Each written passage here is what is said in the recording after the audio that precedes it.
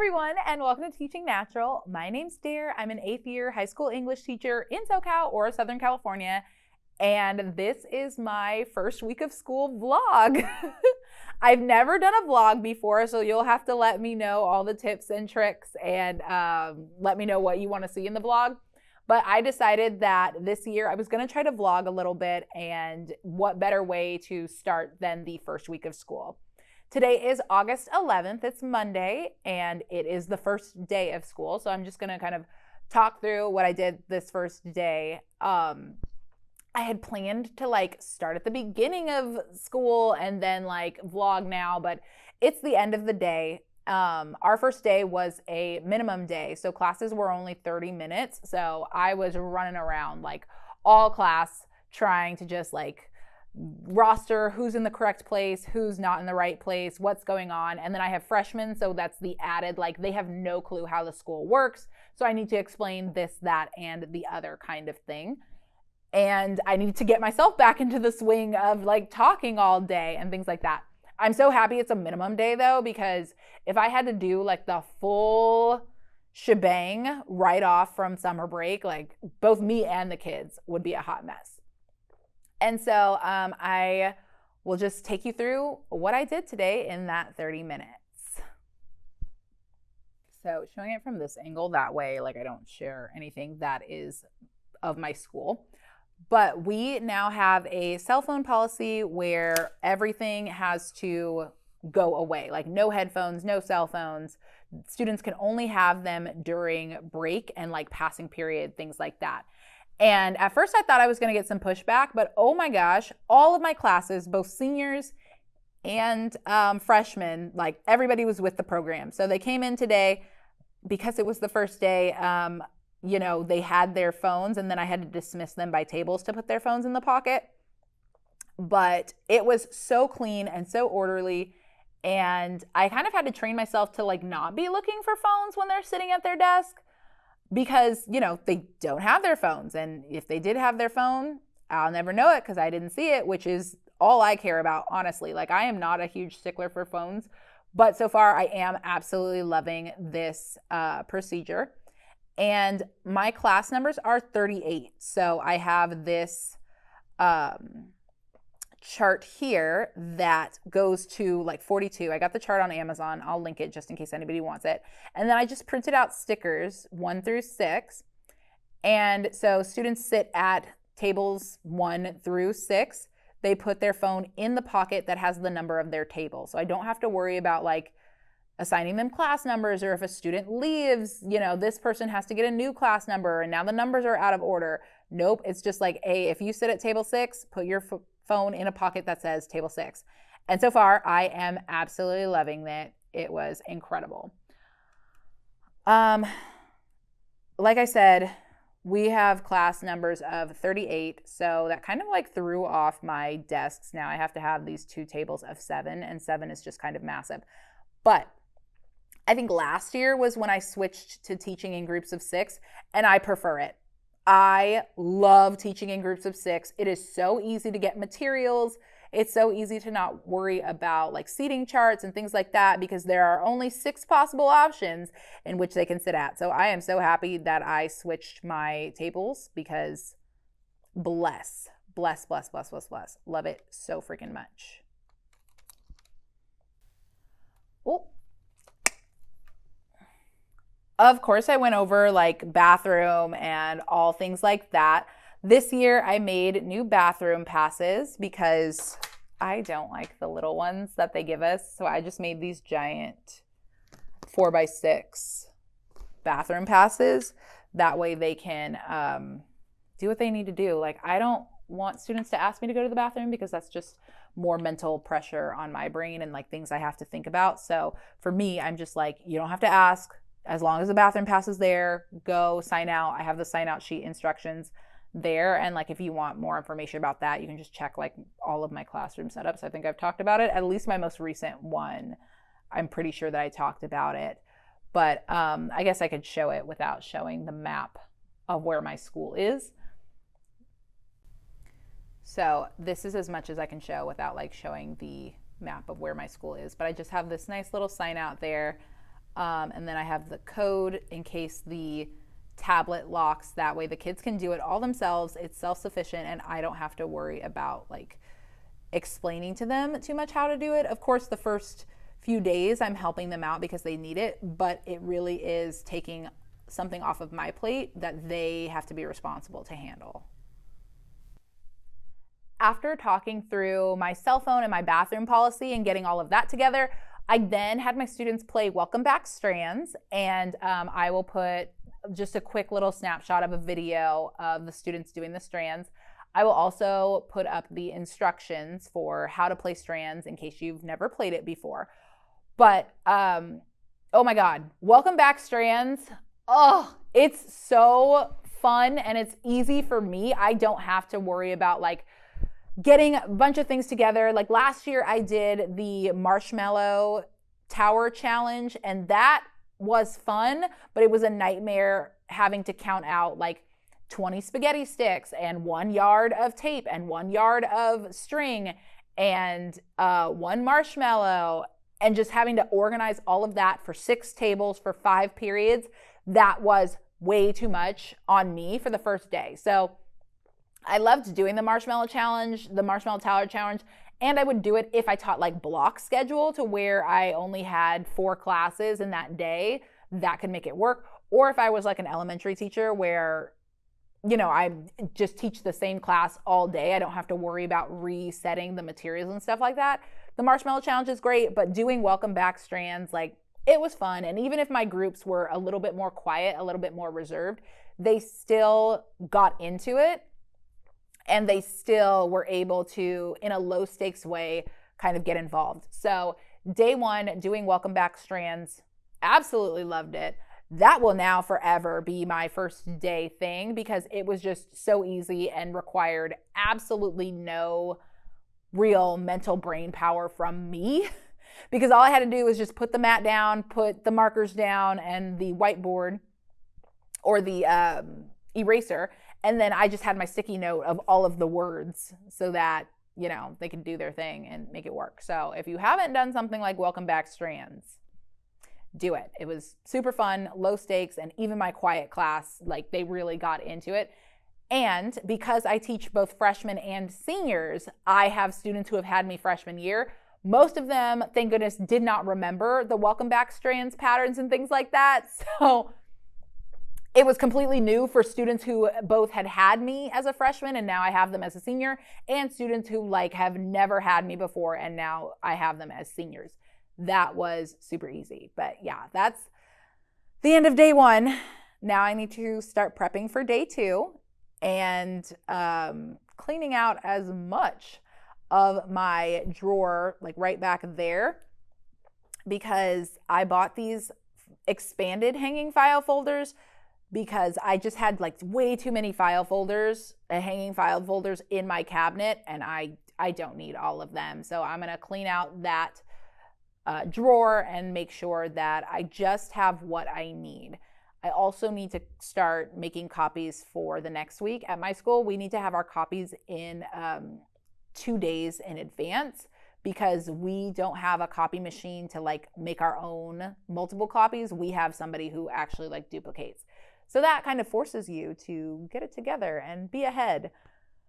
Whew. So I'm pretty sure I have like my first week copies in, and then like maybe the first 2 days of next week, those copies are in, but I need to get the rest of my stuff done. And I'm also just going to eat lunch because since it's a minimum day, we don't have lunch. Like we just go straight through periods 1 through 7 with like a 10-minute break after period 4. But it really is just such a fast-paced day that, you know, I have no time to really do anything but like breathe in between.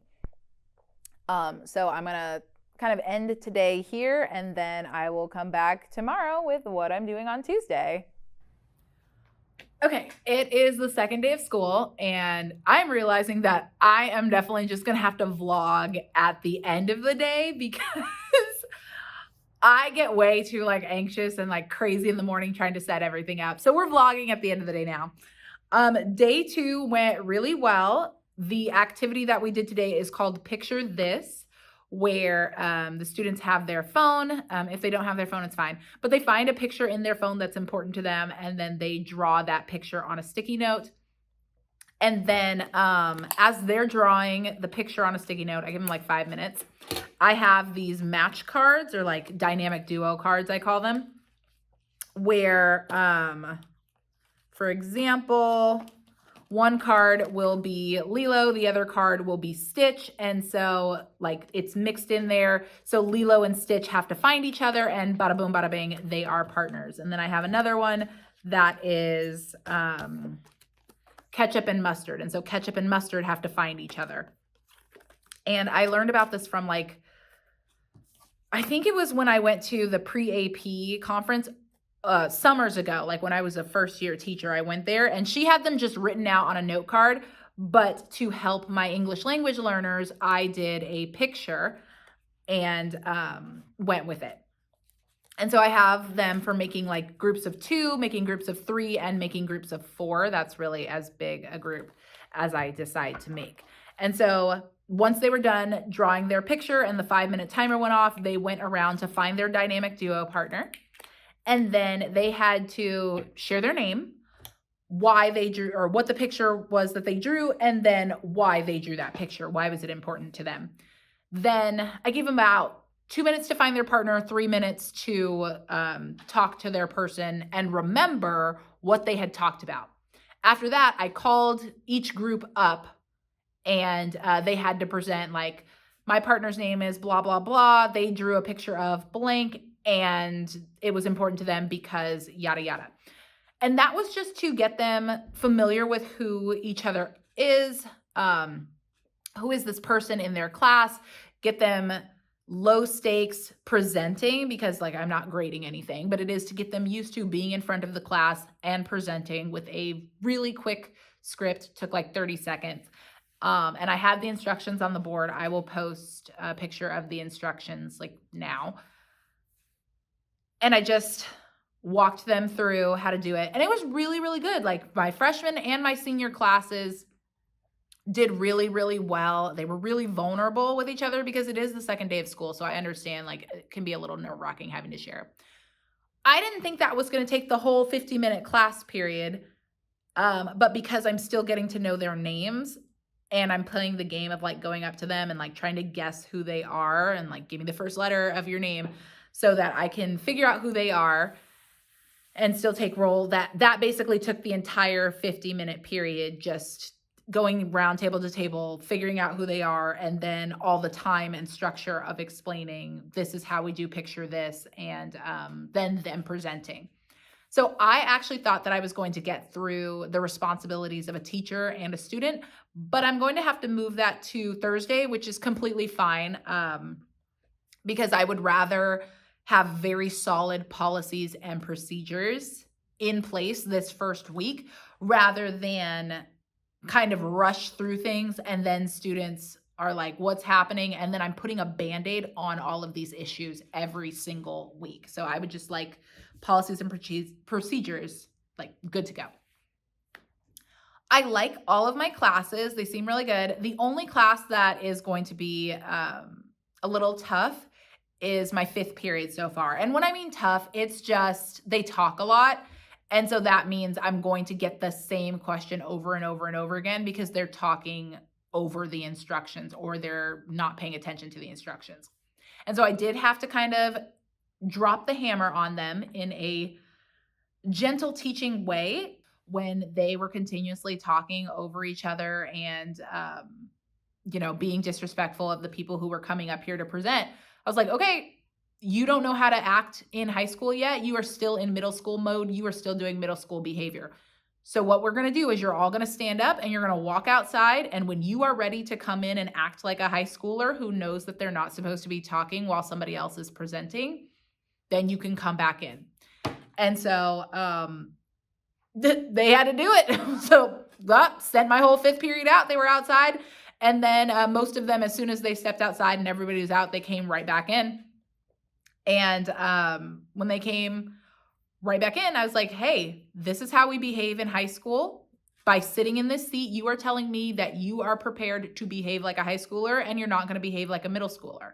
So we're not going to have this conversation again on what it is like to act like a high schooler. And I just told them, like, this is a rough way to start day 2, but it is what it is. And I'm going to tell them, like, part of being in high school and part of being prepared for the world is knowing how to follow simple instructions and simple rules. And so if you cannot do that, that means it's going to be a rough transition to high school for you.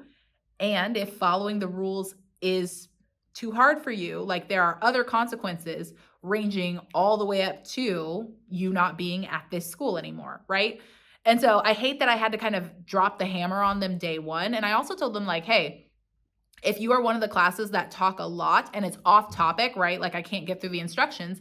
That means you are choosing to have homework, because I allot a certain amount of time to get through information. And if we cannot get through the information, and it's not because, they're having a really good discussion or, there's a technology issue or something. If it is strictly because I can't get through instructions because you're talking when I'm talking and I have to stop every single second, that means you have homework. You've done it to yourself, right? And so, like I said, I hated having to do that second day, but policies and procedures week 1 nip that in the bud immediately. And so they did figure out, like, Ms. B is not playing with you. I do not teach middle school. You need to know how to behave like a high schooler right now. And so I love just using the phrase, no, that is middle school behavior. We don't act like that in high school. In high school, we act like blah, blah, blah, blah, blah, right? So having a strict policy and procedure, telling them that the behavior is not acceptable, but also telling them this is the acceptable behavior that I expect to see. And you will give me that behavior because I'm not giving you the option to be in my class and be disruptive to the people who are trying to learn. So you're gonna be with that behavior, or you're gonna be outside all day, I guess, kind of thing. So other than that thing with my 5th period, and again, my 5th period are freshmen, they talk a lot, so I'm not, like, super blaming them. It's just, I would have preferred to not have to be that person day 1 or day 2, right? Or the first real full 50-minute period, because like I said, Monday was a minimum day. But that was day 2, a really good day. They're getting it. They're working together. They're communicating. I have had no, like, actual battles. I talked about my cell phone policy from yesterday, and that policy is still working well. It was kind of funny because it's day 2, and I told them, like, hang on to your phones because you will need this for the activity. But they listened when I was like, okay, right now your phone should be face down on your desk. And if you're picking up your phone when it's not time, that would be a pink slip. I would be confiscating your device. And then they did really well when I was like, okay, now you put your phone in your pocket because we do not have time to, like, put our phones all the back there. And your phone stays in your pocket for the entire period. And then I was like, okay, now it is time to pack up. It is okay to use your phone. And they were really good. So I am blessed that the phone policy is working well. I have yapped. I'm going to go home because I am done teaching for the day. So I will see you tomorrow on Wednesday. It is Wednesday, August 13th, and just got done teaching all of my classes. And so today was going over kind of like how English works for my freshmen and then how English works for my seniors, because freshmen obviously have no clue to the concept that you actually have to pass your classes, because in California in middle school, you really can't just pass them on if they fail every single class. Like, it really does take a concerted effort to not promote a student. And so a lot of kids are coming into freshman year of high school, and it really does blow their mind, this idea that, like, oh, I actually have to pass my class and, like, show that I have the skill to go out into the world and graduate high school. So I always like to break down, how many years do you need to take English? All 4 years. And then, like, what does it mean if you get a D? What does it mean if you get a C? If you get a D, but you still want to go to college, what does that mean? How does summer school work? many kids didn't know, I realized many kids don't know like what a semester system is. And so they're not sure what the difference between trimesters and semesters are. So I let them know, and they're like, wait, when is summer school and how do final grades work? And so just explaining all those things, and then also explaining what's the difference between a college prep course and an honors course and an AP IB course. What does that mean? What's the trajectory? Like, how does that map work? And so I kind of break that down for them. And then I also break down how their grade is calculated. Like, reading is a certain percent and writing is a percent, and speaking, listening, and language, and the kind of marks that they'll get on our 0 to 8 scale. So it really is the same kind of presentation I would give on a back to school night, kind of, just a bit more condensed, and the same thing that'll be in my syllabus. But for your freshmen, or for my freshmen, I absolutely need a like, how does high school function? How does it work? And then specifically, how does English work for the freshmen? And then for my seniors, I did what is multicultural literature.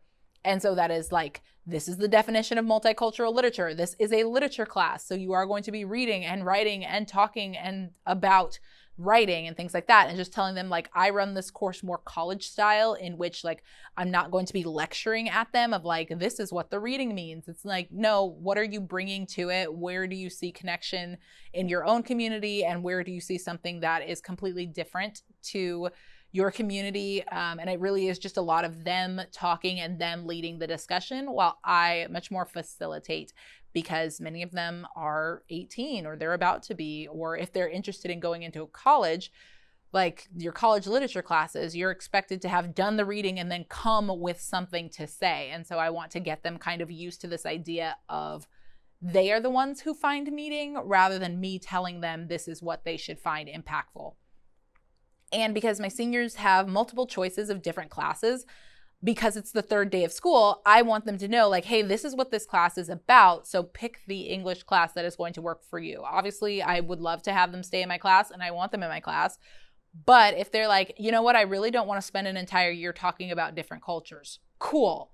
Multicultural literature is not for you. Or I really don't want a class that has a whole lot of reading. Cool. You're going to want to take a creative writing class or a business writing class, because we're going to do a lot more reading here, where those classes are focused more on the writing aspects of creation. And so that was kind of today. And then after I gave them that mini lecture, because it probably lasted maybe 15 to 20 minutes, depending on if they had a lot of questions. After that, then they did my class rules. And so I have 3 class rules: take care of yourself, take care of others, take care of this space. Those 3 are super simple and easy to remember. I have a poster up on the board that says, or up on my wall that says, like, these are my class rules. And then that also matches a lot of the IB learner profile traits. And it kind of matches my school's core values, really, of, you know, being a responsible citizen and a global citizen.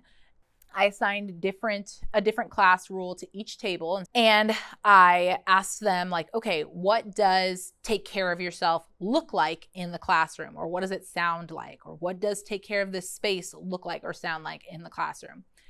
And then I said, okay, you're going to have 12 minutes to brainstorm with your group and create a poster about what are the actions or what are the phrases that someone says or does when they are insert classroom rule. They worked really well together. They were really engaged. I told them that they were going to have to present at the end of the 12 minutes, and I told them how I score presentations. If you don't say anything, you don't get any speaking and listening points, because you did not present, you didn't speak. And so I encouraged them all to have enough things on the board for everybody to say one thing. That way everybody gets their points. I didn't grade this assignment. It's just getting them used to presenting and working together. And I'll insert a video of the boards, but it was really good. I was really proud of my students. They got into it.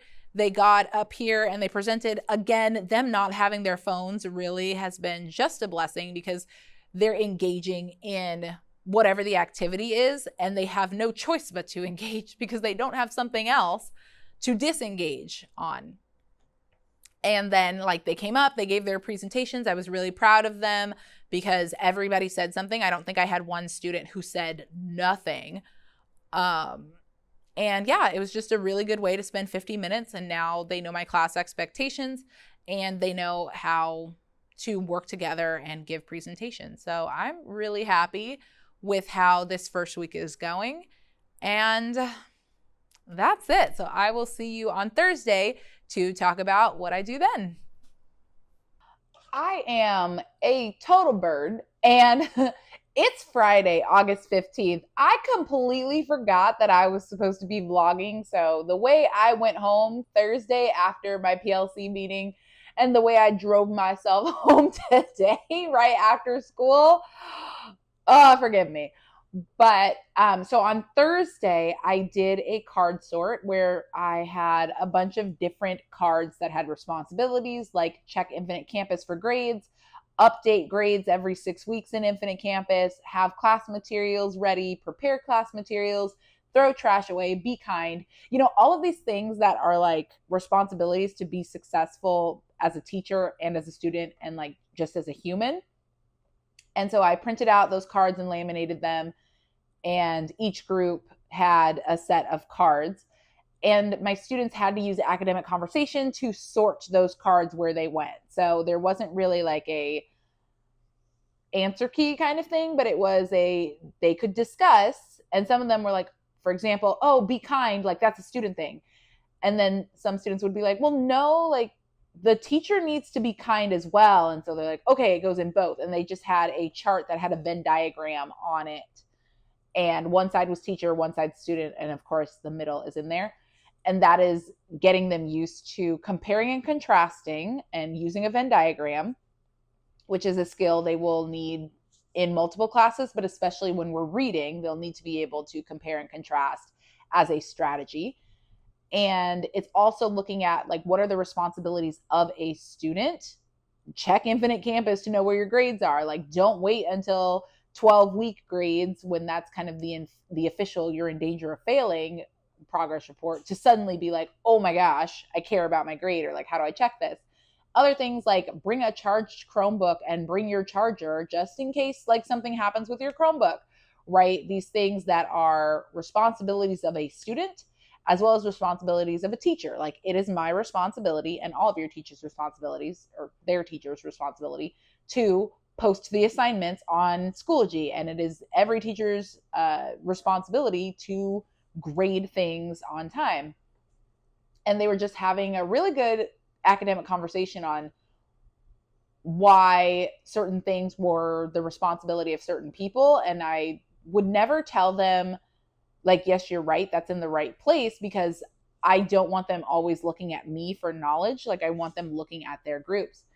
And so once they were like, oh, Miss B, we're done, I would say, okay, I see on your Venn diagram. And then I would comment like, the student seems to have more than the teacher, or both seems to have more than student and teacher individually. Why do you think your Venn diagram turned out that way? And so some of them will say, well, just because like it's our responsibility to take care of our stuff and we're the ones who are trying to get the education, so it's our responsibility to do these things. Some students would say, oh, well, we're getting older, and so now a lot of the things that would have been the teacher's responsibility, like sharpening pencils, are now our responsibility because we're in high school. And so that was just really good for them practicing having whole class discussions as well as small group discussions, and them not leaning on me to kind of be the center of their discussion, because a lot of students want to talk to me when really it's like, no, you're talking to your classmates. And a lot of them want to look for approval of me to say like, yes, you're right, you know, pat on the head. And it's like, no, sometimes in English, there isn't a right answer. There's just a, well, this is the way I interpret the text, and here's my textual evidence. And that is valid. Like, there's no way for me to say like, yes, you have the right interpretation and that's the only right interpretation. So just getting them used to kind of this gray area with English that a lot of students can find unnerving, especially in the older grades, because sometimes they like that math and science kind of have a right answer as opposed to English, it's a, well, what do you think kind of subject. And a lot of students just aren't familiar with having that freedom yet. And so that was Thursday. And then today we had our welcome back assembly where our dance team and cheerleading team and all of that performed, and ASB was just like, okay, we're going to play some games and things like that. And because number one, it's the first Friday, and number two, because it's assembly schedule, which means our classes are only like 40 minutes, we always do the freshman scavenger hunt. And so that is where the freshmen, they're in their groups, and we give them clues of certain buildings on campus. For example, one of their clues might say, splish splash, this place is a great way to cool off and have a PE class. Rubber duckies not included.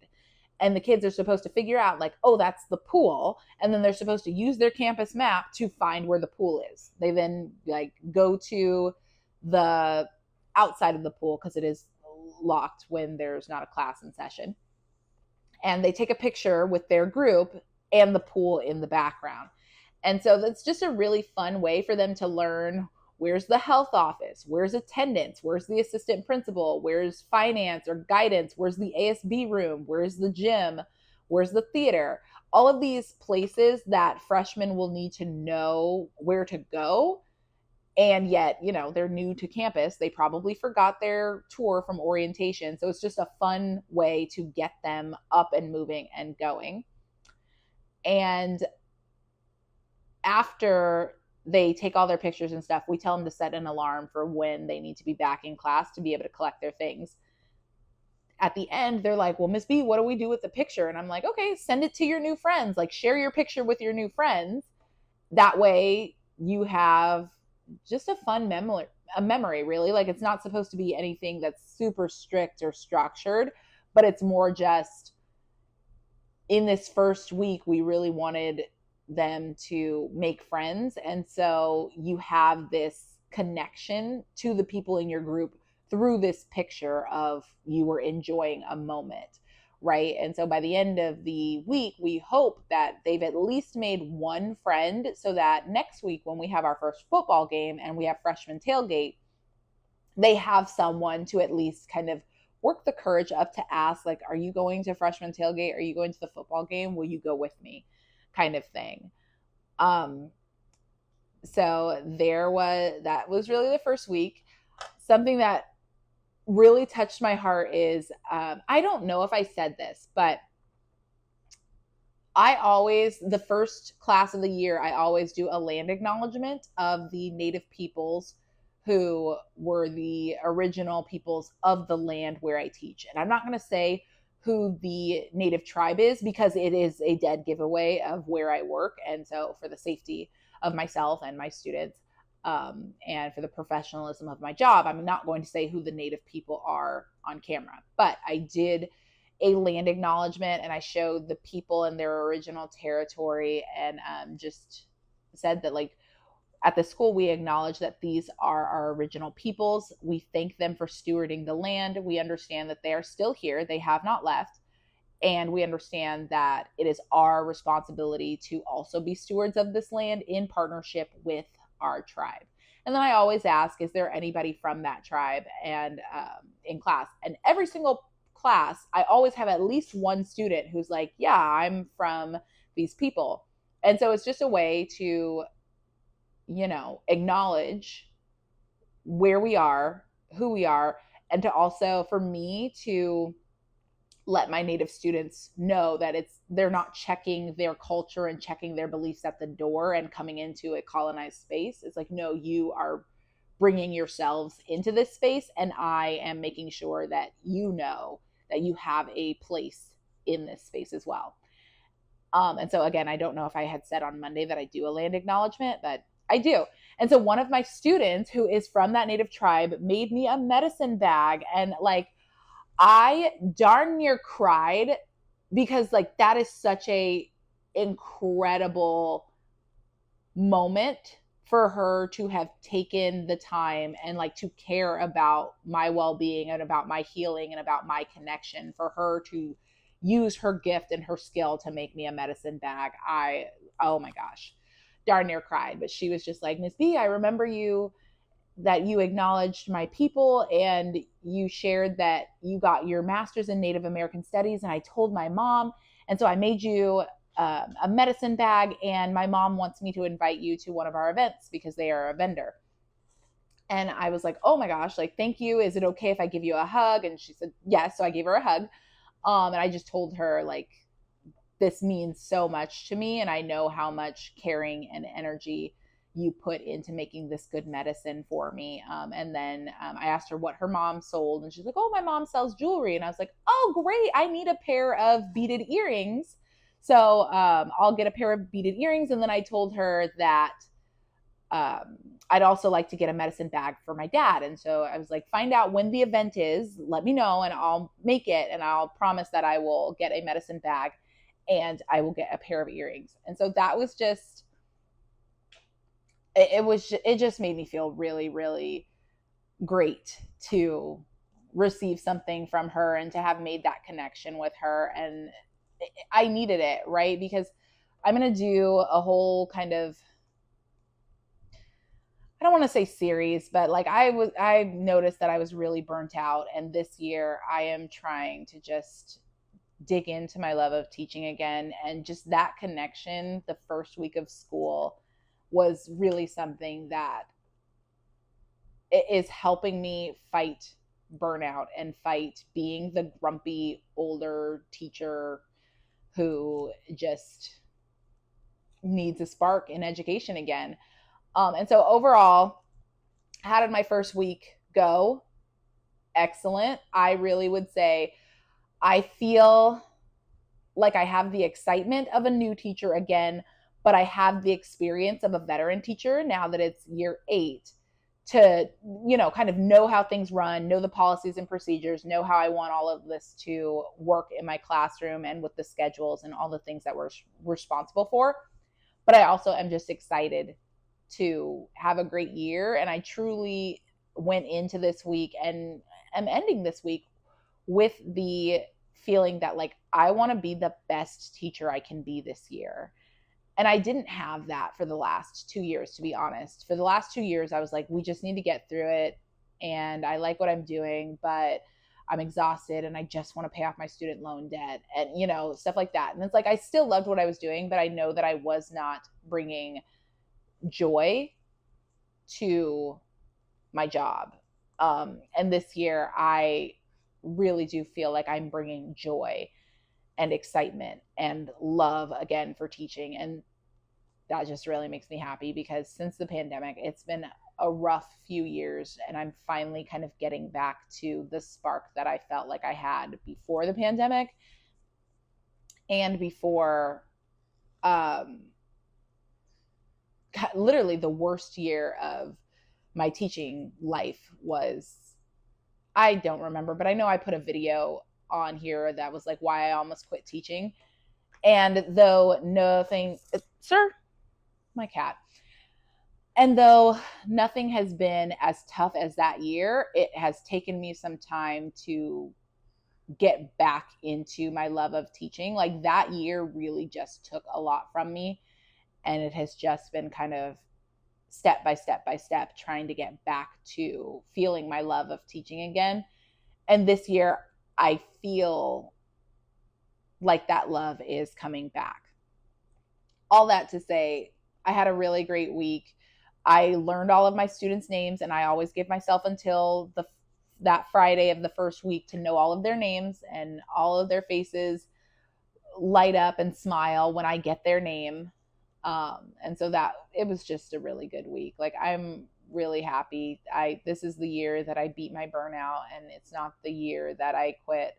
It's the year that I'm just going to do my absolute best teaching as I tap into my community and the things that I really love about teaching.